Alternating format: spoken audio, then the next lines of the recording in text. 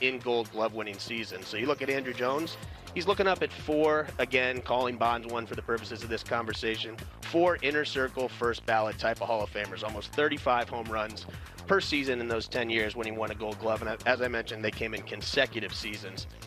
Now here's the downside of the Andruw Jones argument, the career splits. Those 10 Gold Glove seasons finished in his age 30 season, and after that, really not much to speak of. He was actually a better offensive player than he was defensive player after his age 30 season. And as you see on the screen, those numbers left something to be desired. Now, the flip side of the coin, this is what makes him a Hall of Famer to me, guys.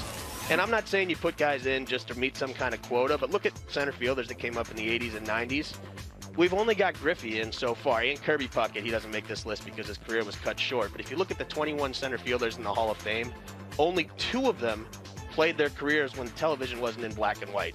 That just doesn't add up for me at probably the most athletic position on the field. You've got 19 of the 21 playing more than 70 years ago, or at least coming up more than 70 years ago. The last guys before Puckett and Griffey to get in center field, Mays and Mantle. So it's about time we put other center fielders in, and you could do worse than a starting point than Andruw Jones in terms of that conversation. This is such a tough one because on paper, I mean, you go to his baseball reference page, a lot of the information you lay out for us there, Keith, the 10 Gold Gloves, the big homer totals, the prime offensive years with the Gold Glove stuff in the middle 2000s from like 2002 to 2005. Great.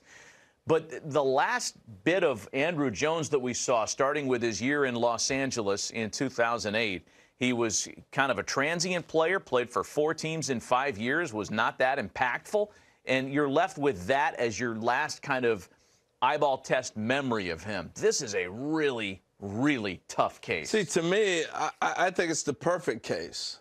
When we've gone through the steroid arguments, and what happens, what's the argument? These guys continue to be productive beyond when they should have been.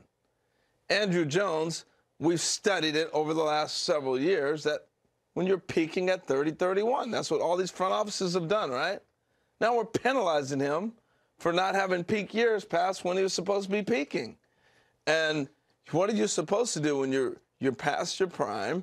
You become a platoon player, which he was, getting on the field, having some production, you go play for contending teams, and now he's punished. I think he has, of all the guys that are on that board that we saw earlier, starting with Scott Rowland on down, Andruw Jones is at the top.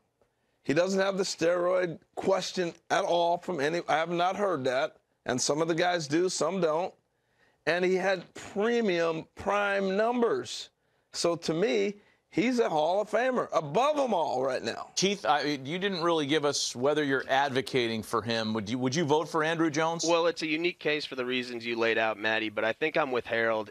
If the Hall of Fame tells you that 10 years is the minimum number, and you look at his best 10 years, I don't know how anybody gets in with a 10-year career if 10 straight Gold Gloves and 35 homers in those seasons isn't what a short Hall of Fame career looks like. Yep. Andruw Jones got to be that guy if someone with only 10 Hall of Fame years to their name is eligible. It's a good point. That's one of those litmus test questions, J.P. Morosi. Was he among the best at his position or in his contemporary for a decade period? And the answer for Andruw Jones, pretty easy to tell. It's yes. Yes, and he's on my ballot, Matt. I can share that news with you today, and I'll start to reveal more of the names as we go on and get closer to the Hall of Fame vote reveal. But yes, Andruw Jones, one of the 10 names on my ballot for the reasons that Harold and Keith illuminated there in the last couple minutes. I go back to this question, too. Scott Rowland has the highest total right now on Ryan Thibodeau's Hall of Fame ballot tracker, and I believe Scott Rowland is a deserving Hall of Famer. But you look at the careers. Would you trade Scott Rowland in his prime to get Andruw Jones in his prime? The answer is yes. Andruw Jones, the uniqueness of that ability in center field, I don't think it's fair to say, well, Andruw Jones would have been a Hall of Famer if he had retired at the age of 30, but then he played his way out of the Hall of Fame. That's absurd. The 10 years that were Hall of Fame years stand alone. He belongs, and I think with his vote totals moving upward, eventually, if not this year, Andruw Jones is going to be a Hall of Famer. Perfect example of why this time of year is difficult for so many people, certainly for Hall of Fame voters. JP, thanks. I hate this time of year. Yeah, that's why you said that a couple years ago, because these are hard discussions to have.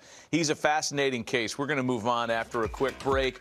Yes, it's Georgia and TCU tonight, and January deal. Tell us about it.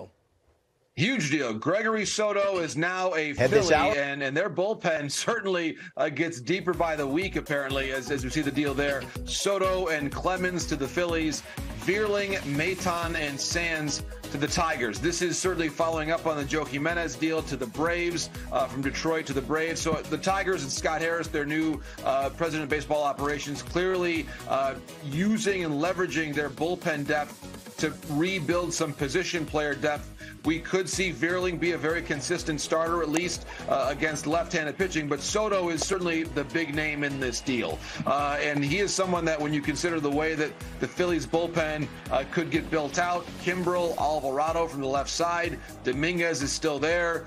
There are some serious power arms there for the Philadelphia Phillies, who have their designs on getting back to the World Series here in 2023. And you consider where that NL East race goes in general. The Braves, I think, have gotten better as the offseason has gone along. Yes, they're without Dansby Swanson, but they've made some other additions, certainly, that have strengthened their club, Murphy being one of them. The Mets, even if they don't get Correa, they've still gotten stronger when you think about Verlander. And now the Phillies really answering, I think, some of the other moves that have been made in that division by thickening the bullpen and making it all the better. I do think that we'll see potentially a Painter come into the rotation. And so maybe some part of the thought here is, if you're going to have a younger prospect like Painter joining the... All right. Wrong on all that. Yeah, I played the It's the running back. most of the time, but also center field, left field. Oh, shit. LaDainian Thomas. What the heck? I can't think of his name properly. Tell us who it was, Lauren. LaDainian Tomlinson. Thank you. I said it. I just messed up his name. I knew who it was. Gosh, you knew, Harold. He was great on our show, man, when we had him on. Oh, good. Does that count? Just like call him directly? We did call him directly. Control room, does that count? That counts. Sure. No, it does not count. That would not count on Jeopardy. They'd shame you and send you out the back door. Who was LaDainian Thomas? Okay. 1-0 Matty V. This former junior college pitcher was drafted 18th overall in 2008 after just one season at TCU. 6 teams in 10 MLB seasons. Over half of his innings came from the Padres. 2012, 2016. You getting closer? 6'6", right-hander. Matt Latos. To throw a bazillion. Last pitch with the Orioles and the Red Sox in 2019. Nothing? No idea. Rhymed with Andruw. Huh? That doesn't even give it to you? Andruw Kashner. Andruw Kashner. Thank you. Oh, my gosh. I didn't know JP was playing. I forgot he was a TCU guy. JP's always lurking. JP, you're playing.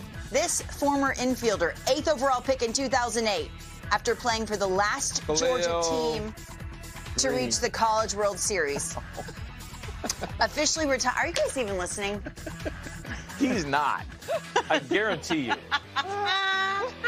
Officially retired last offseason, now works as a part-time broadcaster on the White Sox games. Oh, I know who it is. Panerco? No, he texted me last night. I can't think of his name. He texted you last night and you don't know his name? Oh, Gordon Beckham. How many people text you that you don't know who they are? A ton of people. Unbelievable.